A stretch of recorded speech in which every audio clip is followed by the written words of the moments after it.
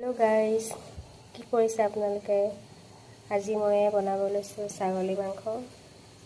মই কেনেকৈ বনাইছোঁ আপোনালোকক দেখাই গৈছোঁ। আপোনালোকে চাব দেই। মই বৰ বেছিকৈ বনোৱা নাই, চিম্পুলকৈ বনাইছোঁ। তাকে আপোনালোকক অকণমান দেখাওঁচোন মই কেনেকৈ বনাইছোঁ। এয়া মই ছাগলী মাংসৰ কাৰণে কাটি লৈছোঁ পিঁয়াজ, আলু, অমিতা, বিলাহী আৰু গোটা ৰচুন দিম।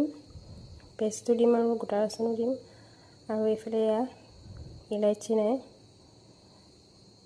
বলকেইটা বনাওঁগৈ। তেল দিলোঁ।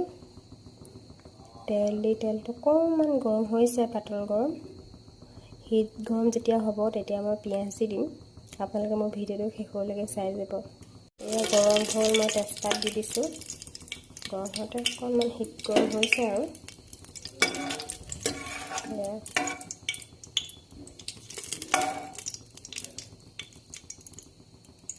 গৰম হোৱাৰ পিছত মই দি দিছোঁ লং। ইলাইচি নোহোৱাৰ বাবে লং অকণমান সৰহকৈ দি দিছোঁ, যাতে গোন্ধটো ধুনীয়া আহে। এয়া গৰম হ'লে মই পিঁয়াজ দিম আৰু লাহেকৈ। এয়া পিঁয়াজ দিছোঁ।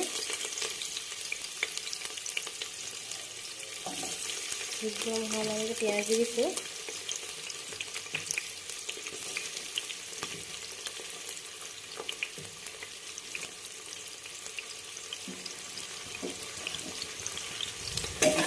আৰু আপোনালোকে চাই যাব মই কেনেকৈ বনাইছোঁ। মই এতিয়া পিঁয়াজটো অলপ ৰঙচুৱা হোৱালৈকে ভাজিম।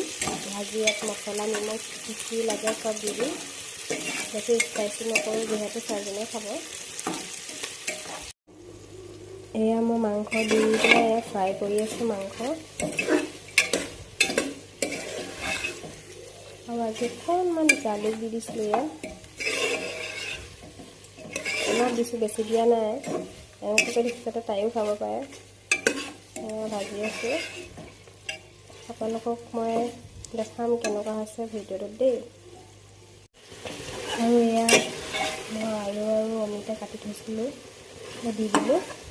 দি এতিয়া ফ্ৰাই কৰি ভাজিম আৰু একেবাৰে শেষত পানী দিম।